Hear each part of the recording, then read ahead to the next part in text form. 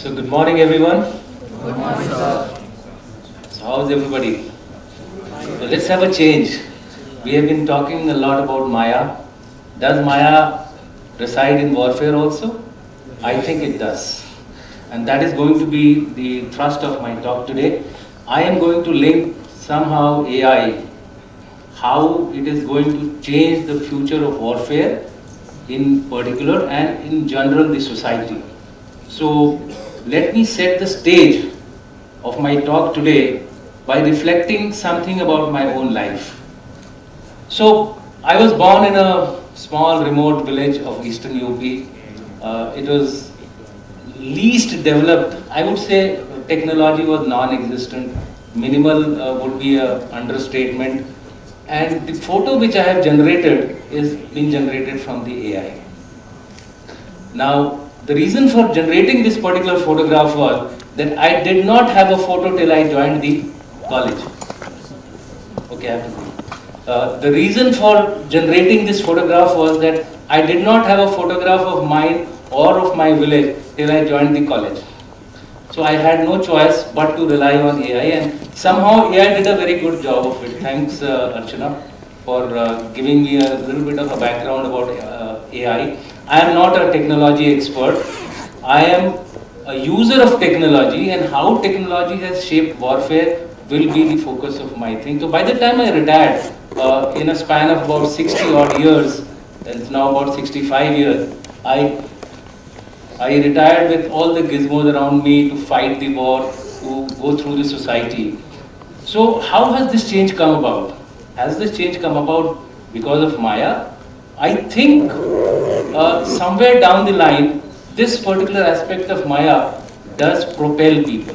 It's an ambition which is created in human beings. And I will give an example of my life on this particular issue. I was somewhere in my mid-career around 2006 or 2007 when the digital revolution had taken the world by storm. And obviously, if something goes around in the society, it comes to the warfare. So the armed forces also started automating their processes equally. I was a planning staff officer for military operations, so I decided that let me also automate my planning process. So what I did was I selected Excel sheet, and I selected the SWOT model. Most of you must be MBA students, so you would know what is the SWOT: strengths, weaknesses, opportunities, threats. I put them into an Excel and selected a very small matrix of 4 by 4, and I generated 96 strategies. And I realized that these strategies were simple computation of connection of cells from one cell to the other. So most of the strategies which got created were meaningless for me. So I had to intervene personally with my human brain, and I then had to take few more colleagues of mine and then cull out the relevant ones. There were just about 7 to 8 of them. And it is this particular need which I felt. I wish there was something that could do the next step of this computation. And probably at that point in time, the people who were looking into computation would have also felt the same need, and probably that was the start point of generation of AI into a next step. And I would say the revolution or the tsunami started from 2017 when generative chat GPT came onto the fore. So therefore, what is the context of my talk? In my view, technology has evolved over a period of time, but there have been inflection points. And nuclear fusion reaction was the greatest of all those inflection points, which affected both humanity and this warfare. The current inflection is artificial intelligence, and in that, generative artificial intelligence, because it is changing warfare humongously. The impact of warfare has, in fact, increased exponentially. I will give you some examples to show how normal conventional systems have become dangerous and deadly. So therefore, this is the context. But what I feel is that while AI is giving you a lot of positive, it is also giving you a lot of negative.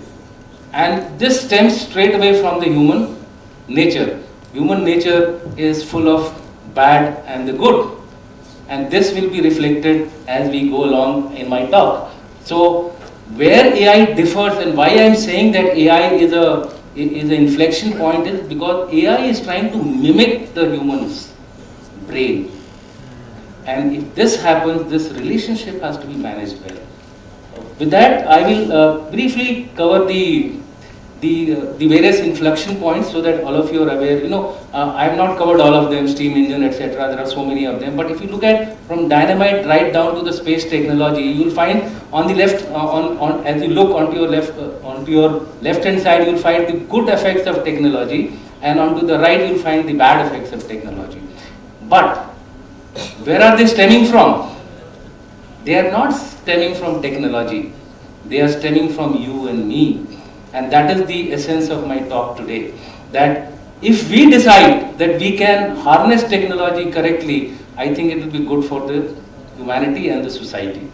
So I thought let me become a little bit of a layman scientist. So I decided to compare the neurons of human and the artificial neurons.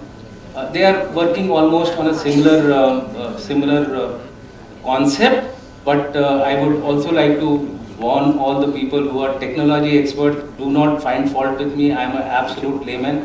What point which I want to bring out from this particular slide is that there is a race now going on. And there is a race going on between artificial intelligence and human brain's capability. And who is running this race? It is again you and me. So therefore I am insisting on and on that it is you and me who will decide the course of future. And the impact of this particular race is that we may reach a point of singularity in terms of artificial intelligence. Singularity is the point where artificial intelligence will cross the human brain. You can imagine what will happen if that kind of a situation occurs.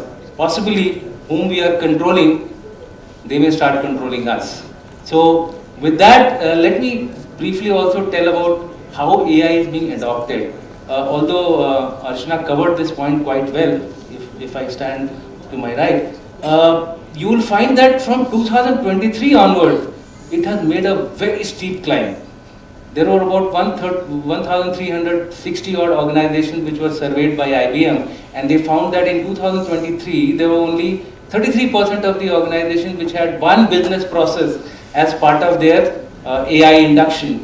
But within a span of 1 year, it has risen to about 70%. Imagine if this is going to be the rate of growth, 40% in 100%, more than 100% in a year, the world is going to change real fast. Faster than what I was born and from where I retired. If you look at this particular slide, here again you will find the good and the bad. In this slide, I am showing the good part of AI, that there are organizations and enterprises which are working towards making AI trustworthy, making AI more productive, making AI more effective. But the bad part is in the next one, and this is the bad part. Generative AI or generative chat GPT has created problems galore for us. If you look at it right from opinion manipulation, monetization and profits, scams, fraud, harassment, child abuse, I think it is percolating into every part of our society and also warfare. And I will now briefly tell you how warfare is now getting affected by this. Okay, these two images, you can add the drones also into it, and you can see what is happening in Israel-Hamas war or Russia-Ukraine war. These technologies are creating a team of humans, robotics, and artificial intelligence. All three clubbed into each other and creating a magnified effect on the battlefield. And just to give you an example, this is the artificial intelligence system of Apsara, Israel Defensive Forces. The capability of this system is to control multiple targets. In fact, more than 20 to 30 targets it can control simultaneously. Direct fire of equal number of weapon systems onto these targets in a near simultaneous time frame. So therefore the defender has no chance to defend all of them. So out of those 30-40 systems which are getting directed at 30-40 targets, 80 to 90 will succeed. And the result would be destruction, damage, loss of life.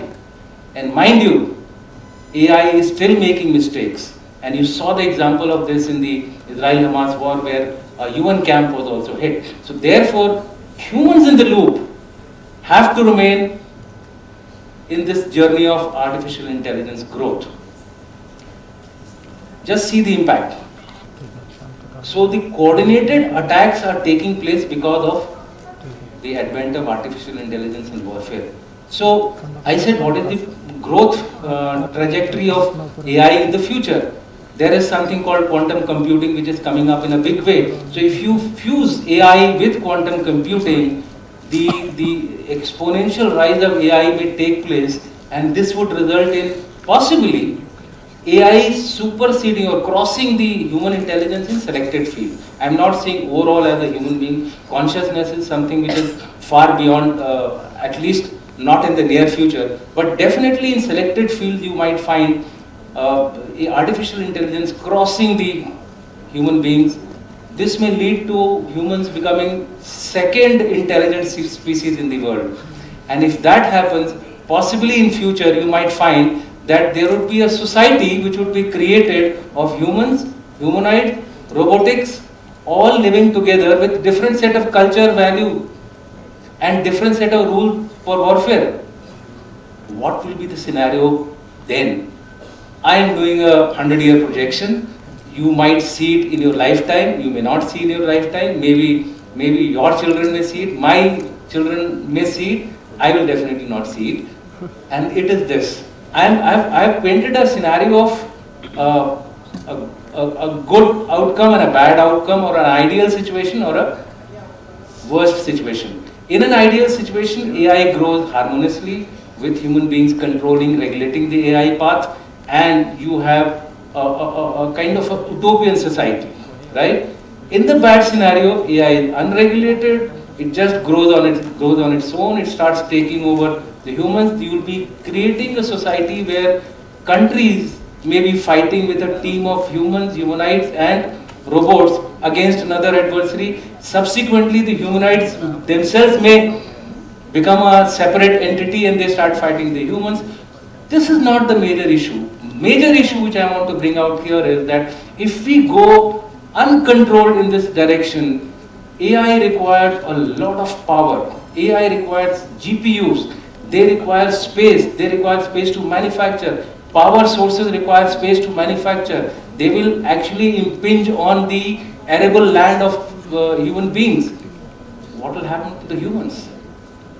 That is the kind of future which you might see if you do not regulate artificial intelligence, because this is very much now in the realms of feasibility. I would also like to tell you that humans might start losing their ability to use the brain. If I give you a very small example, you go to a sabji wala and ask him half a kg of lauki, he will say okay, he'll take out his calculator and say 20. He didn't have to take out the calculator. We will get slaves to the black box of AI. So whatever it produces, we will assume it is correct. I think that would be a very dangerous day for us. So with that, I am coming to my end of my talk, and that is that is it feasible? Is this scenario feasible? I feel technical feasibility, human intention, and society. These three will decide whether this kind of a future will be there in front of us or not. Ultimately, it will be in the hands of the humans. So therefore, what is the way ahead? Autonomy. Don't let go of autonomy.